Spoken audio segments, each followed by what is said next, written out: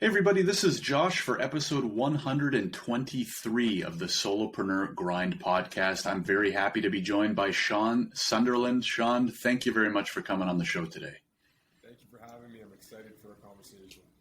Very, very excited as well. Shaun, can you start just by telling everybody a little bit about yourself and what you're working on right now? Yeah, of course. I'm the creator of Brand Roots. Brand Roots is a brand consulting and personal guidance company. I've earned a little bit of a reputation as the brand healer for helping you heal the areas that are out of alignment in your business, as well as creating an empowered mindset in the creator and moving both forward with an actionable plan. So, I love helping unique service-based offers and really creating that strong strategy, helping them with their design, helping them get to the level that they need to be, and building that mindset that equals the outcome they're looking for. It's really cool. And when I was looking at your website, it was really interesting. And part of why I even started this podcast to begin with was I'll see entrepreneurs, solopreneurs like you, and I wonder, how did you get to become that, right? You don't wake up and, in the morning one day randomly or kind of, I guess, dream of being that per se as a young kid. So I'm very curious, Shaun, where did that start? Did you have a job in branding at the beginning of your career, or what do you think was kind of the beginning of becoming what you're doing now? Yeah, that's a great question, man. It's a loaded question because that takes us back about a little over a decade, but it actually was a point where I just was fed up with my life. I was working a job that I felt was a dead-end job. I wasn't happy with the person that I had become. I decided to take an opportunity or a chance in the entrepreneurial space in the cannabis sector. And I dove into business with a really good friend of mine and with no business experience, no business knowledge, and, had to learn a lot of hard lessons in that first business. But that's what started my entrepreneur path. And in that, I created a product that, we developed the branding, we developed everything from the strategy, the design, you name it. And when that packaging arrived at my house and I actually got to hold it and feel it and see it all come together, like all the brainstorming and everything, that is where my spark and love for branding came in, right? And recognizing what goes into it, and at the same time, the importance of having this strategy to align with an audience and have them have that experience where they want to buy your product over everyone else's. Branding is so key, and it's a lot of why we make decisions on the products we use or the services we buy. So it's once I had that spark in me, that led me to my next business and so on and so forth, and then eventually creating Brand Roots. And my second business was, a massive business. It was a CBD business that went across Canada. We were in 250 plus stores. We were rocking it. We created a really niche product and it was really cool. And, I took all the wisdom that I learned from the first and second businesses, and now I help other people create their business based off, what they're trying to do in their industry. Right. Very cool. And sounds like a pretty natural evolution. Can you talk about when you decided that you were so unhappy in your job to kind of take that first step into the entrepreneurial journey or whatever you want to call it? What was the job you were working in at the time? And then what do you think was the trigger? What was the event or time of the year or whatever it was that ultimately made you say, okay, now it's actually time to make a change? Yeah, that's a really good question. And, first time I've been asked that question actually, but my background is actually, so I was a tradesman and I had taken a position at a high paying job where the work was not challenging at all. And I was going to work and, you're making a good living and, looking after the kids and the family and everything. It was great. But at the same time, it was almost like spiritual death where it was just like you're going to work and you're just doing mindless tasks. And I didn't feel challenged. I didn't feel like I was becoming the best version of myself. And that was kind of the rock bottom where, it's like everybody has a different rock bottom. And mine was like looking in the mirror and not being happy with what I was accomplishing and who I was as a person at that time. And the things that I was doing, the people I was hanging out with. And I really reevaluated my life and I started making significant changes to allow for the entrepreneurial path to come. I started working with personal development coaches and really diving into myself and why I was unhappy, how I kind of ended up there. Because, at the end of the day, we create a reality, right? So how did Shaun end up in this job where he felt like it was dead end? Yes, a lot of people from the outside would be like, wow, he's doing well. But at the same time, it's like I was so unfulfilled. And it's like, so my journey of fulfillment at the same time as my journey of wanting to have a different career was was kind of born. Right. Yeah, it makes a lot of sense and very common with a lot of stories. How did you decide to or figure out that first business, especially because it sounds like there is quite literally zero connection to what you were doing before? Yeah, that's a good question. I mean, I've always had an interest in the cannabis space. Like a lot of people use it for recreational, but there's also a lot of healing properties that are behind the cannabinoids and the properties that it has. And, a friend of mine at that time in Canada, it was kind of the wild west of cannabis, where they were allowing stores to set up and brands to be created and everything else. And, I saw the opportunity in the market, and a friend and I were discussing, creating a product that we could potentially sell to the dispensaries. And we came up with a good idea. And, that was kind of how I took that next step and, really wanted to challenge myself. Right. Was there a date where you kind of, did you quit Friday, start Monday type thing? Or did you guys start out moonlighting? How did you actually start it at the beginning? Yeah. So, in the beginning, it was moonlighting for sure. I kept the job for a while, and, it wasn't actually too long. Eventually I just committed to the idea. These ideas, yes, you have to be cautious with where you are at your life and what you kind of have going on as far as bills and who you're looking after and whatnot. But at the same time, it's like you can't necessarily do both, right? These ideas take commitment.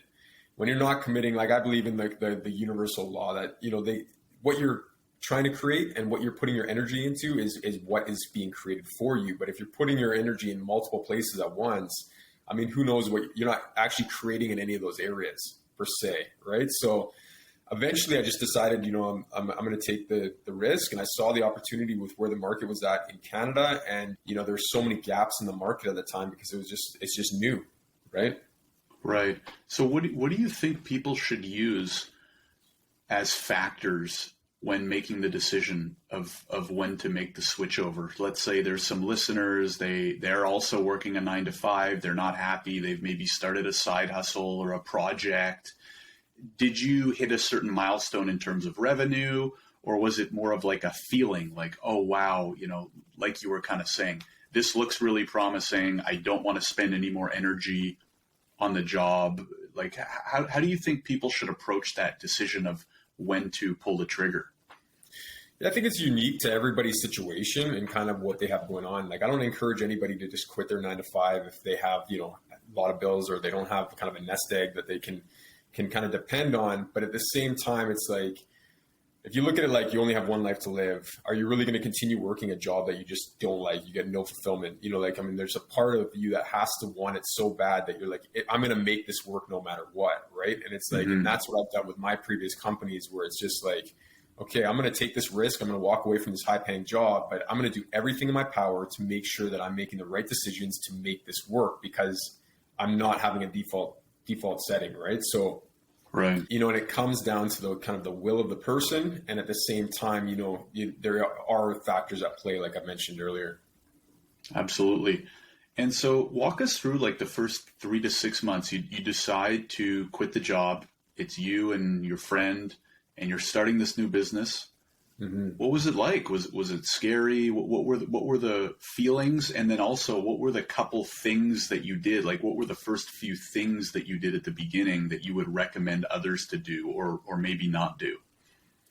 Yeah. Okay. Great question, man. But in the beginning, it's coupled with mixed emotions. You're excited, you're going on this new path, this new journey, there's something comes alive in you. And at the same time, there's obviously that fear where you kind of have to silence that mind, where it's is this going to work? You at the same time entering that kind of market, there's a lot of people that were you guys are nuts. You guys shouldn't be doing this, and it was, they were taking it as a big risk. And, the first business was, in my opinion, was a failure in a lot of ways. Right. And it's I tell everybody, I tell all my clients, failures are your greatest successes if you can step back and look at them objectively and learn the lessons that they carry, right?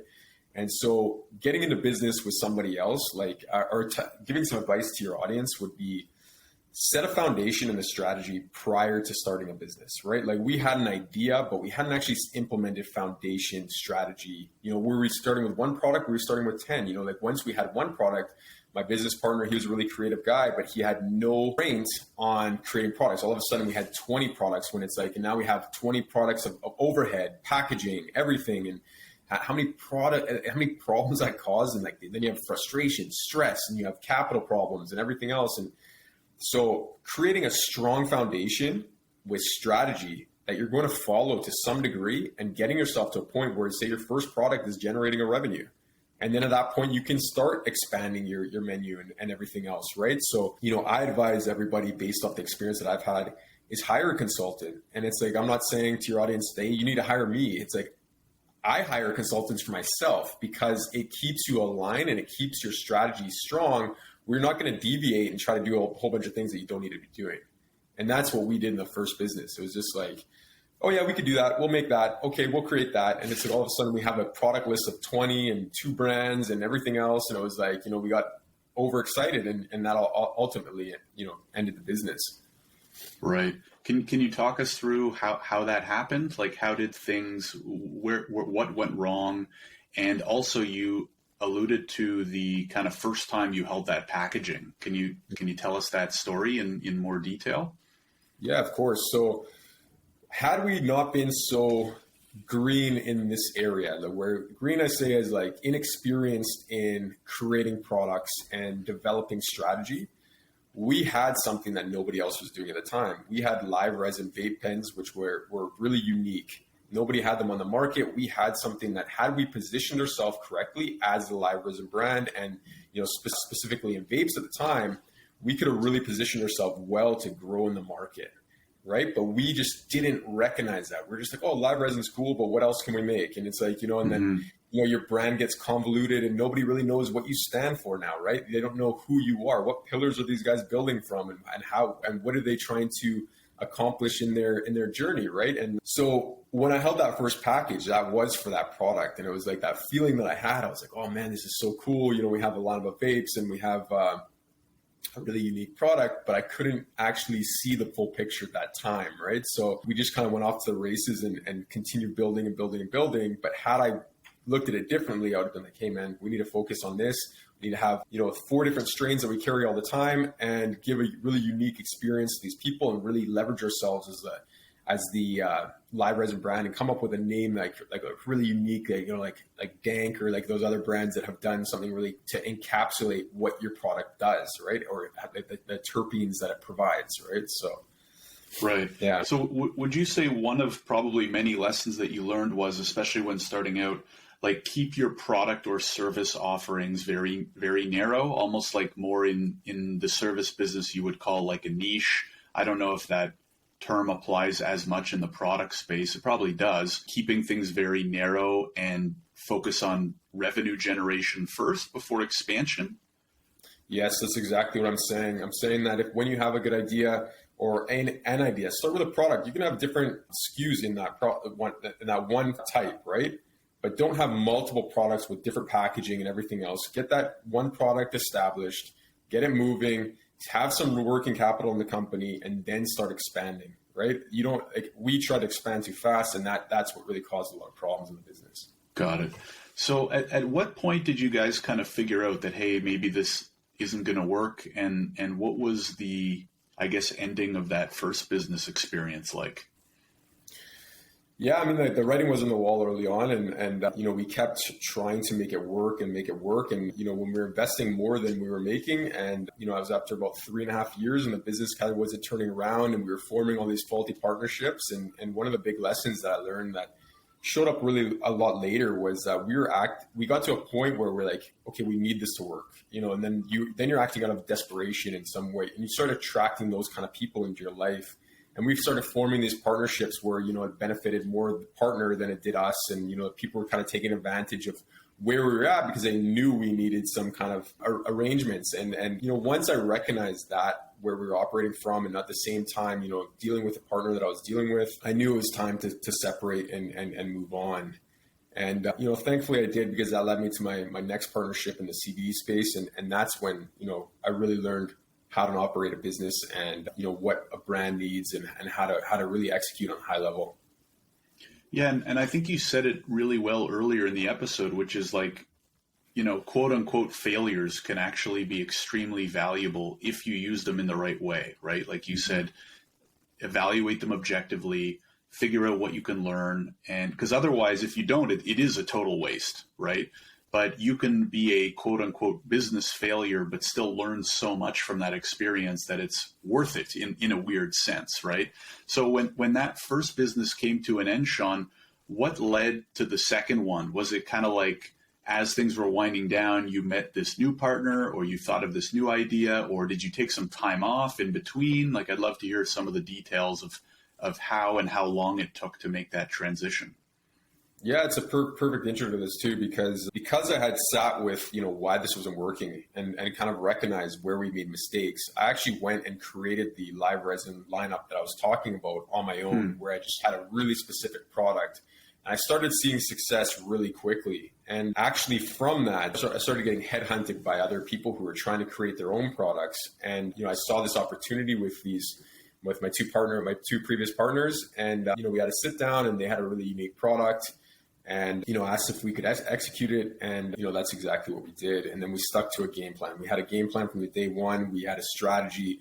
We knew the target audience we were targeting. We knew how we were going to target them. We knew how we were going to speak to them.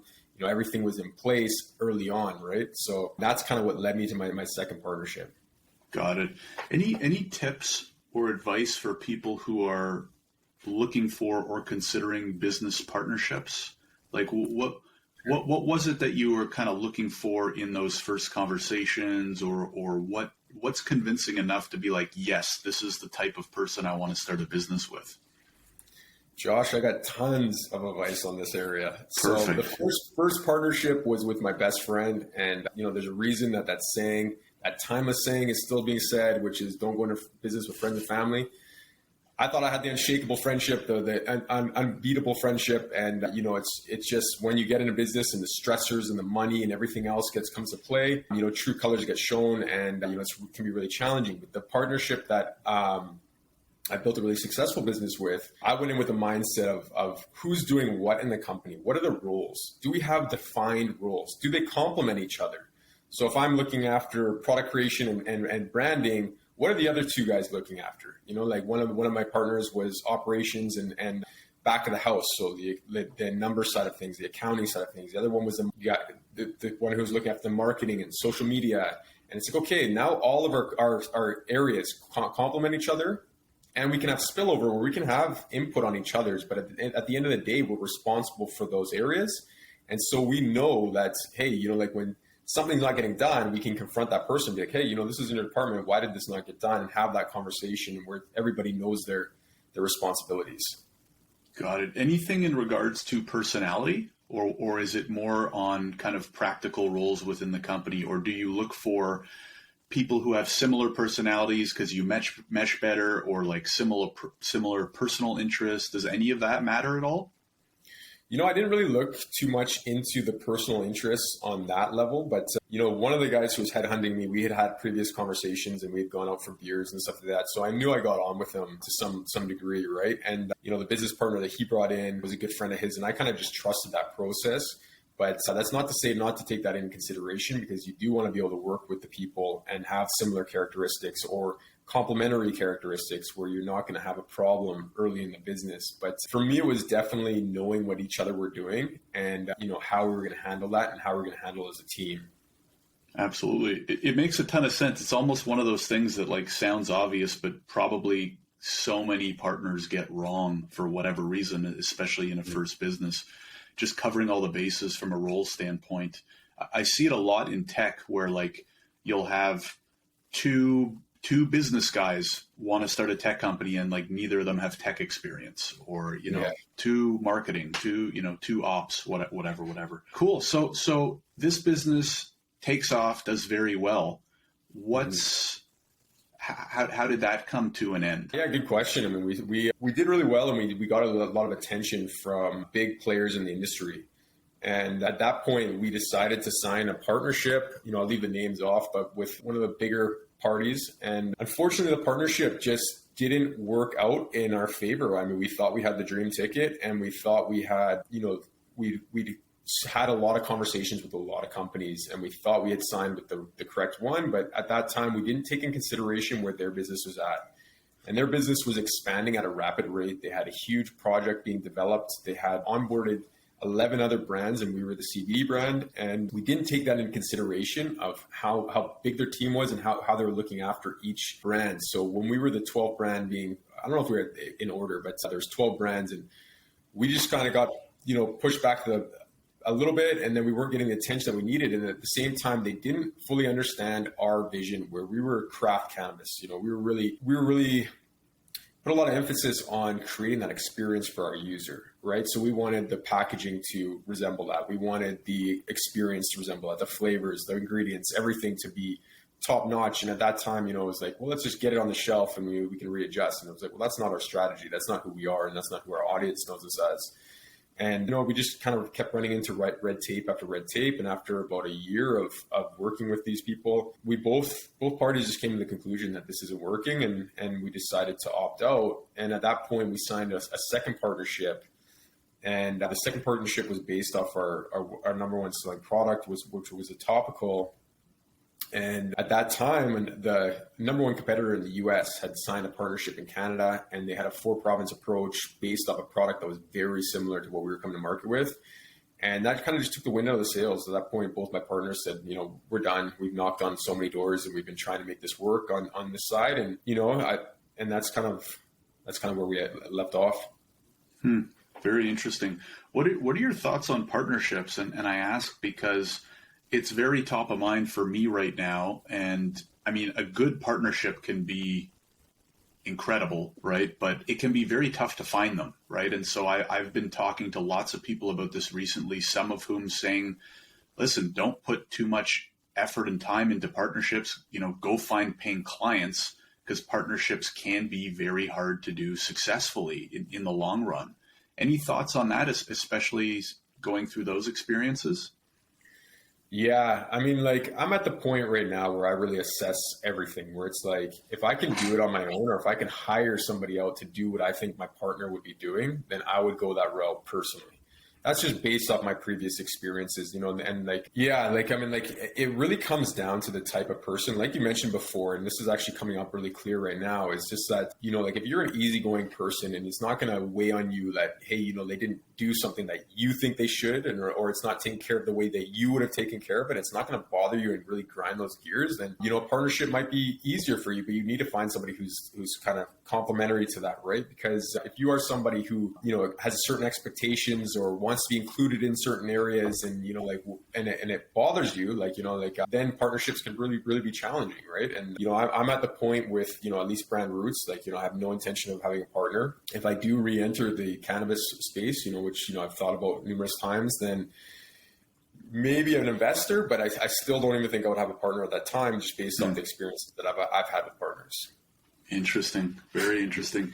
So Shaun, that second business comes to a close. Is this where Brand Roots, is this where that story begins? And if so, how did that kick off?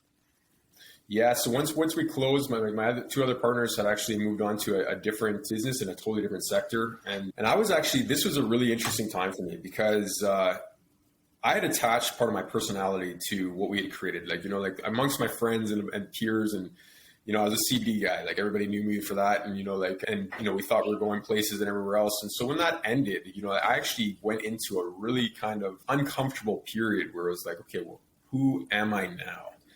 And, this is really what I teach a lot of my clients as well, is your business is a reflection of you, but it's not who you are. So don't get attached to the idea of what you're creating for somebody else, whether it be a service or a product, that it's any part of your personality, because it's not. The business is a reflection of who you are, but maintain that separation. Because if it stops overnight like ours did, then how are you going to show up in the world, and how are you going to take those skills and apply them other places or similar areas, right? And it's a really unique, uncomfortable place. And through that, I just kind of sat with myself, and I said, okay, well, what do I want to do? And at that time, I was I was fed up with what happened, how the business ended, and how many doors we knocked on, how many potential partnerships we had.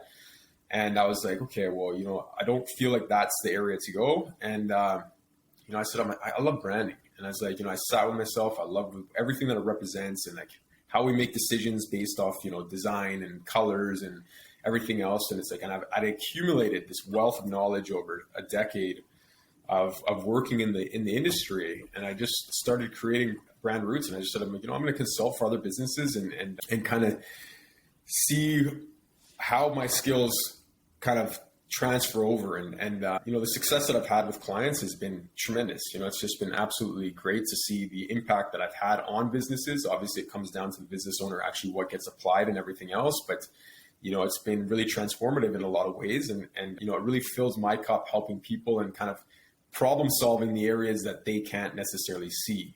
And I tell everybody at the same time, like, when you are in the bottle, like when it's your business, you're in the bottle, you can't read the label. And it's like, so that's when I come in. It's like, hey man, have you looked over here? Have you noticed that your brand's more resonating with this kind of audience?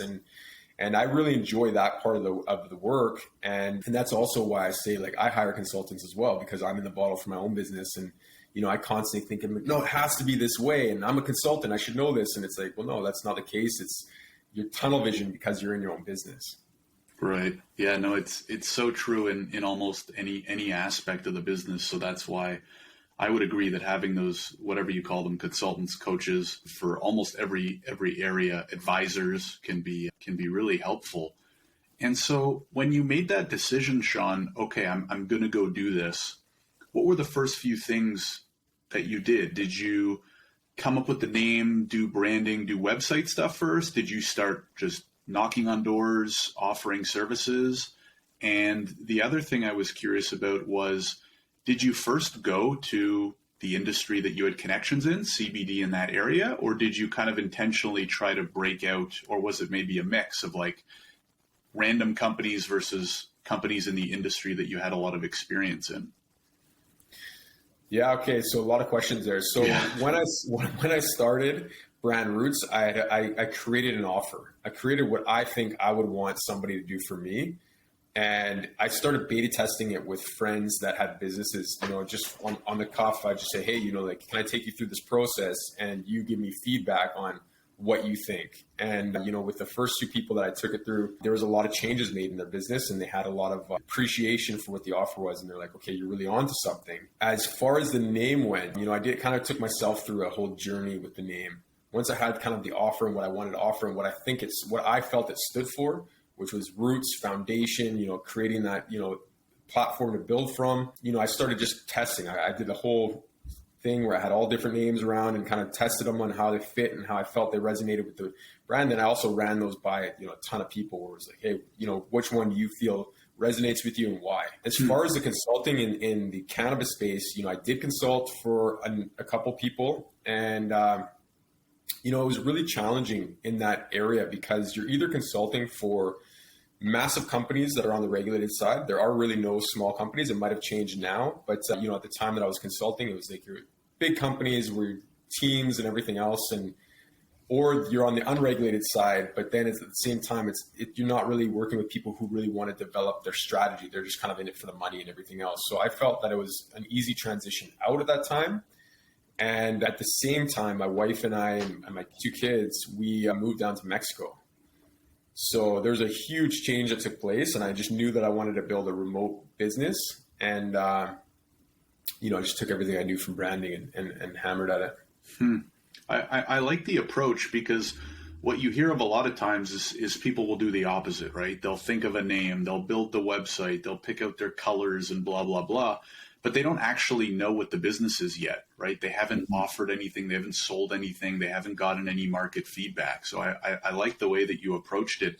And it also sounds like you were taking your own advice in kind of creating this one offer, right? Even we can relate it to the products, right? You had one offer. It's a service now instead of a product, but I guess productized service, you can call it.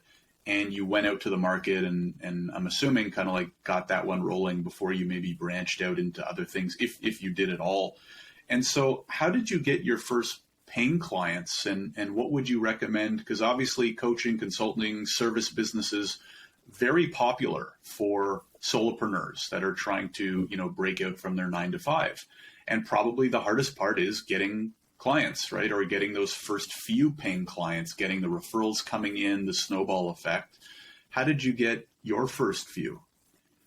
Yeah, good question. One more thing I want to add on to how I created this offer. I really went back to where I was in the first business and what I needed at that time.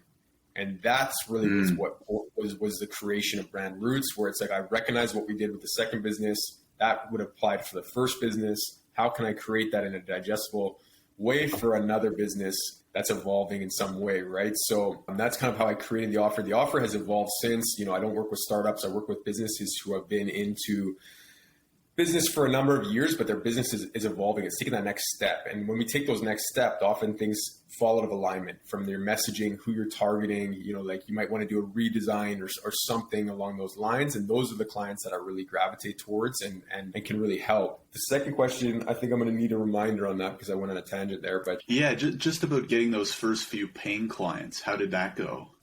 Right. So the first two paying clients. So what I did in the beginning was I offered my offer really low, at a low price, and I had already built up a little bit of word of mouth because of what I had created with the people who I offered her for free. So the first two clients were free. I asked them, like, hey, who could benefit from this out of that, and then I started doing an interview process in that kind of area where I would call them, talk about their business. Hey, I'm offering this. I'm learning my offer right now, and so I'm actually looking for you to help me refine it. I'm offering it at a really low price. Do you want to go through this experience? And, being vulnerable at that time, was a really big benefit to me as well, because then they're just open to giving you the feedback and they know you're learning and they know that they're getting a smoking deal on whatever you're doing and the time that you're putting into their business. But they also come back and be like, hey, like this area worked really well, but, this is kind of confusing, or, like how you were running me through it using Google Docs was a little bit confusing. And then I can make those necessary changes. Right. And, like, where so many entrepreneurs or solopreneurs get caught up is that everything has to be perfect. The people who succeed are the people who try and beta test things and learn from their mistakes and apply the lessons to the next offer and continue on that level. And they know that it's going to be imperfect in the way. Like, when we think we need a website right away, we need all this stuff right away, and it has to be that way. It's like, okay, well, who's viewing your website? Like, how are you getting that traffic to that website for actual people to view, right? It's like, that website might sit there for a couple months without having anybody visit it, right? So it's like, really you need to get clear on your offer. You need to get clear on how to offer it, and then hone in that craft where you're adding so much value to that business. Then you start building around it, right? Right. Yeah, I love that approach. I just posted about this on LinkedIn today, which by the time this airs, unfortunately, will probably be a couple weeks down the road. But I was just talking about this in the context of posting content on social media, which kind of alludes to the same thing. And I said, I would rather post B+ content 4 to 5 times a week than A+ content once or twice a week, right? Get it out there, make it good enough, get it out there, get the reps, you'll continuously get better. And there's probably no difference to your listeners or readers or whatever between really good content and perfect content, right? What is perfect anyways, right? I mean, who can even define what perfect is to begin with? So I totally agree, Shaun. And it sounds like a great approach that definitely some others will hopefully follow and learn from if they're listening here. Let's spend the last few minutes of the episode talking about branding. Obviously, that's what you've become an expert in. And it's, probably a topic that maybe is not at the top of a list for a lot of entrepreneurs, solopreneurs, et cetera, et cetera. What do you find are like some pretty common, or maybe like 2 or 3 mistakes or issues that you usually are asked to help with, right? Like you're signing up all these clients. What are some of the common things that people tend to need help with, and or how can they fix them or improve their brand? Yeah, great question. I mean, there's many in ways, and there's many things that I can add on that. And one of the real areas that I get called for is when the brand is growing and there's multiple directions that they can move in. Which is the one that makes most sense for the offer to keep it consistent, and how can we create the messaging that is around that? And how can we target that audience and really make it clear and concise so that it fits with that brand? Another thing that I really find is that, people we get excited. It's like, say you have an offer and you're just like, you love it. And, I find this more present in females, and it's not to fault them in any way. It's just that they're really idea people, where men are more structured, where they want more like to know how things are going to align, where women are more free flowing and they're really creative in that way. And it's like, when we do that, we get off the races where we haven't set that proper foundation, and it's easy to become inconsistent, right? So when a brand is inconsistent on your platforms, your social media, your messaging, who you're targeting, it's really hard for an audience to get behind you and follow you, right? It's like the consistency of a brand is so important. And when we get to the point where, the business is leveling up, or, you've been in business 2 years, it's maintaining that consistency. So we know who you are when you show up, and we can support your journey the entire time. Right. But if you show up somewhere different, I'm like, who's that brand? That's not what I support. That's not a message that I follow, or the causes I get behind. Right. So yeah, that's another really important point. And, it's knowing your audience is also, it's so goes without saying, but it's so important. Right. Who is your audience? How to find them, where are they hanging out, why are they buying your product, what are their pain points, really understanding that to a deeper level. It's imperative for a brand to grow. For sure. How important is brand to a new or small solopreneur, or maybe a solopreneur who never wants to expand beyond just being a solo business owner? They don't want to grow a team, they don't want to hire additional people. How important is it, and or at what points might they want to start thinking about their brand, developing their brand, or if at all? Yeah, good question, man. And I would argue kind of the way you describe that you might be describing a freelancer. If you're a freelancer, you're just kind of out there looking for work, part-time work, full-time work, whatever you're doing. But, it might not be necessary to have the brand, and your work speaks for itself, and you're getting all those name requests and everything else. But if you're building a business, then I think it's really important. At some point you need to have a look, a feel, a design that people are like, okay, I know that business. I know their reputation. I know that I can get behind them, and I want to work with them. Right. So personally, you're talking to a brand strategist and expert here. Like I believe that branding is super important for the growth and stability of a business. Right. What do you think some of the key mistakes are beyond things like inconsistency, let's say, across platforms or in language? Any other major mistakes that you see a lot of entrepreneurs, solopreneurs making, like maybe one or two, just because there might be many on your list? Yeah, the one that I'll share is offering too many things at once. And that goes back even to what I said before, and I didn't actually mean for to have that connection. But a lot of the clients that come into contact, they're just offering too many things where you can't distinguish what that person stands for, what their offer is, right? So being really clear on what your offer is super important. Messaging I kind of covered. Messaging is super important, and how it changes and how you talk to your audience. So really understanding what your voice is, what your tone is, all really important. Absolutely. If there's some people out there listening right now and they're like, you know what? Yeah, I haven't really put any thought or effort into brand, other than maybe check out your website and get in touch with you, which we'll talk about at the end. Are there any one or two things or activities maybe that somebody could go through to get more conscious about their brand and or be a little bit more active in creating or developing it? Activities? What do you mean by activities? I don't know. Maybe like what I was thinking of is when your second business came to an end and you kind of sat down with yourself, right? And you kind of went through an exercise of who am I, what do I want to be, and kind of helped craft what you were going to do next. Is there something that entrepreneurs can do? Can they sit down with a piece of paper and maybe go through certain exercises or thought processes to even just get started working on their brand?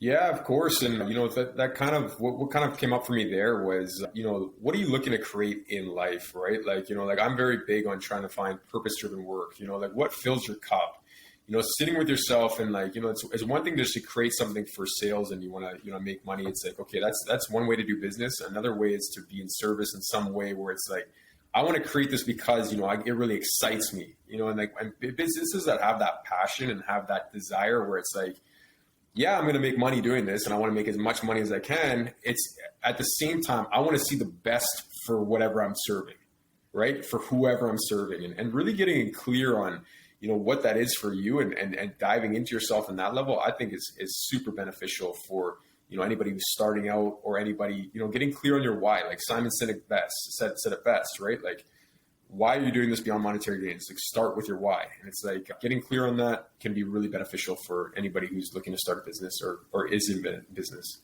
Absolutely.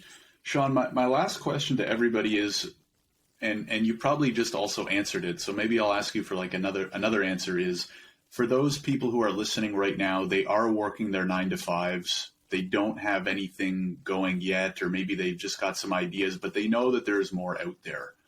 What are one or two pieces of advice that you would give to them? Take inspired action. If this is something that you want to do, and this is something truly you believe is, something that is a good offer, start doing the micro steps, right? Like, and being diligent with that. How can you work towards a goal? Set these goals up. Okay, so you're working a 9-to-5. When do you want to be out of that 9-to-5? What are the steps to get to being out of that 9-to-5?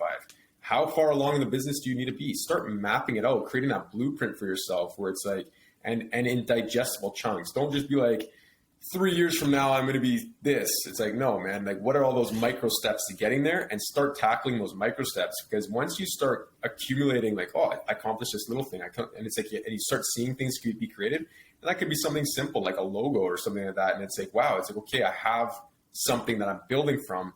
You start gaining that momentum where it's going to start putting you on that trajectory where it's going to pull you away from your 9-to-5. And you're going to be like, no, I want to do this because I'm so excited about what I'm creating. So that would be my main piece is really taking that inspired action and getting clear with, like, are you happy with your 9-to-5 or do you need something else? And if you do, what do you need to do to get there? Awesome. I love it. Shaun, this has been really great, really helpful, especially as someone who, spends a lot of time in and around business and hasn't put too much thought into branding intentionally. And I think now I probably will. So anyways, wanted to thank you for the great advice, sharing your story as well. And yeah, if anybody's interested in learning more about you or your company or getting in touch, where do you recommend that they go? Yeah, my website, yourbrandroots.com, and you can find me on Instagram or LinkedIn at yourbrandroots. I believe my LinkedIn is actually Shaun Sunderland, but I do have my business account that's yourbrandroots as well. And those would be the top places to get a hold of me and kind of get a feel for what I'm doing. Awesome. Shaun, thanks again for coming on the show. Really appreciate it. Yeah, thank you.